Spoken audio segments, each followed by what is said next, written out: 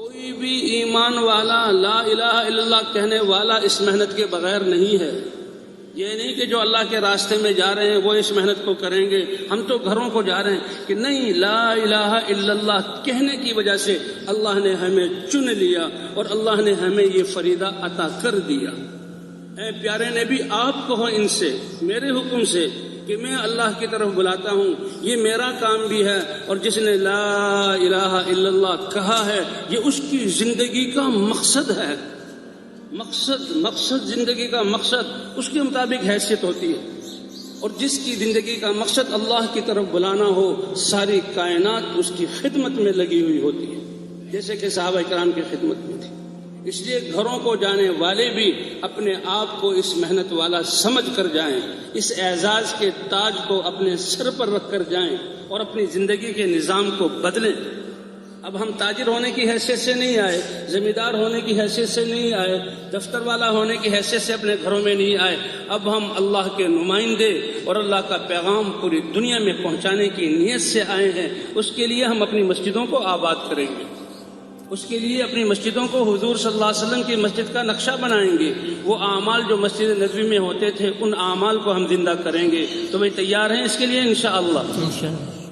کہ اس جمع ہونے سے مقصود حضور کی مبارک محنت زندہ ہو، اور حضور والی محنت کو اپنی سمجھ اور سائنسی ترقی کے مطابق اس میں نہیں ڈھالنا، حضور کی محنت کو حضور کے طریقے پر کرنا۔ اللہ براق سواری بھیج سکتے تھے، جیسے بیت المقدس لے جانے کے لیے بھیجا اور آسمانوں پر لے گئے، اللہ فرشتوں کے ذریعے کافروں کو تباہ کر سکتے تھے، لیکن یہ پیغام اتنا اعزاز والا ہے، اے نبی، اس کے لیے تو آپ کو قدم اٹھانے پڑیں گے، اس کے لیے تو آپ کو تھکانا پڑے گا، اس کے لیے تو آپ کو برداشت کرنا پڑے گا، کیوں؟ یہ میرا پیغام ہے، تم نبیوں کے سردار ہو۔ اس لیے بھائی اپنی مسجدوں کو آباد کریں، دین جس میں ہماری کامیابی ہے اس کو سمجھنا، اس پر عمل کرنا، اور اس کی محنت کے لیے جان اور مال کی قربانی اور زندگیوں کو وقف کرنا، یہ ماحول کے ساتھ ہوگا۔ پھر تقریروں کی بات نہیں ہوگی، آج تو تقریر کر کر کے گلے خشک ہو جاتے ہیں، اور جہاں چیخ کر بھائی 2 وقت پھر بہت کم وقت دیتے ہیں، لیکن جب ماحول بنتا ہے تو پھر لوگ خود اس کی طرف متوجہ ہوتے ہیں۔ اللہ کے رسول کی محنت سے جب ماحول بنا، صحابہ کی جماعت جب بنی، وہ ملکوں کو، بادشاہوں کو، قوموں کو، فوجوں کو دعوت دینے کے لیے میدانوں میں تقریر نہیں کرتے تھے، وہ کہتے تھے کونو مثلنا، ایک زندگی لے کر آئے ہیں، اس کو تمہارے سامنے پیش کر رہے ہیں، ہمارے جیسے ہو جاؤ۔ اس لیے مدینے کی مسجد میں ایسا ماحول تھا کہ سخت کافر بھی قیدی بن کے بھی اگر رہے تو 3 دن سے زیادہ وہ اسلام کی حقانیت کو پہچانے بغیر نہیں رہ سکتا تھا، اور وہ زندگی اس کے دل میں اسلام کی حقانیت کا گھر کر دیتی تھی۔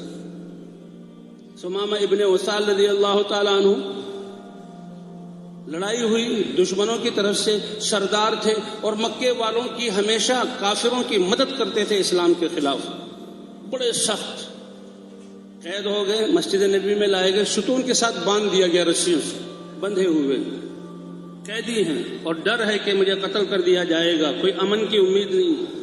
لیکن جو صحابہ کرام کی صبح سے شام نمازیں سیکھنا سکھانا، آنے والوں کا اکرام، اخلاق، اور راتوں کو اللہ کے سامنے رونا، یہ 3 دن جو دیکھا تو ان کے اندر کو بدل دیا اس نے بغیر کسی دعوت کے۔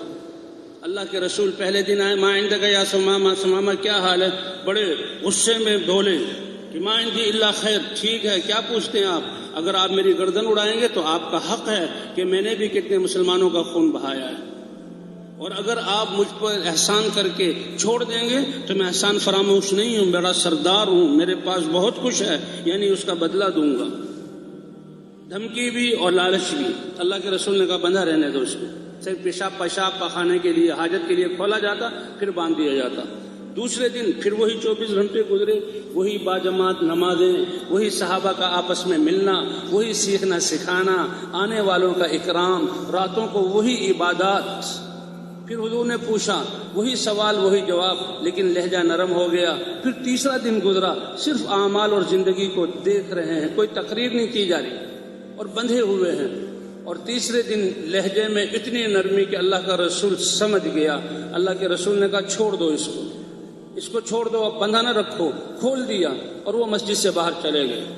ایک آدمی تھا، دشمن تھا، قید تھا، چھوڑ دیا چلا گیا، لیکن وہ گیا نہیں.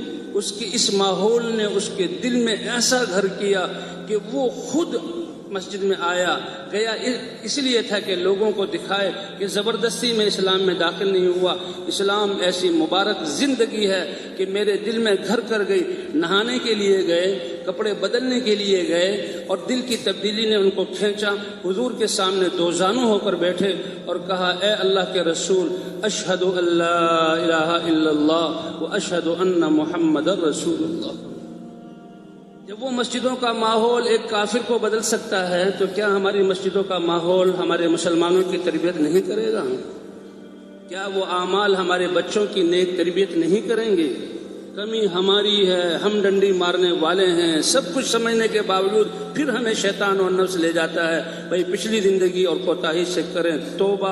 اس غفلت کا اثر پوری امت پر پڑا ہے. اس غفلت کا اثر ہماری زندگی کے حالات پر پڑا ہے، اور اس غفلت کا اثر ہماری نسلوں پر پڑے گا کہ وہ بے راہ روی کی زندگی گزاریں گے. معاملہ کوئی آسان نہیں ہے. یہ خیر امت اللہ نے ویسے نہیں بنایا. یہ حضور صلی اللہ علیہ وسلم کو ہمارا رسول اور نبی ویسے نہیں بنایا. اللہ نے اتنے اعزازات ویسے ہی نہیں بخشے. تم بہترین امت ہو، اس لیے واپس جانے والے اس بات کا عزم کریں. یہ مبارک محنت اور بہت آسان محنت ہے. اس کے لیے کسی چیز کے انتظار کی ضرورت نہیں. ہمارا کلمہ گو ہونا یہی کافی ہے. کیا کرنا ہے؟ سب سے پہلے اس محنت کو زندگی کا مقصد بنائیں. انسانیت تک پیغام پہنچانے کی ذمہ داری کا احساس اور نیت کر لیں تو اللہ کی مدد ہمارے ساتھ ہو جائے گی. تربیت میں اللہ کی مدد ہوگی اور اللہ تربیت فرمائیں گے. تو بھئی تیار ہیں انشاءاللہ؟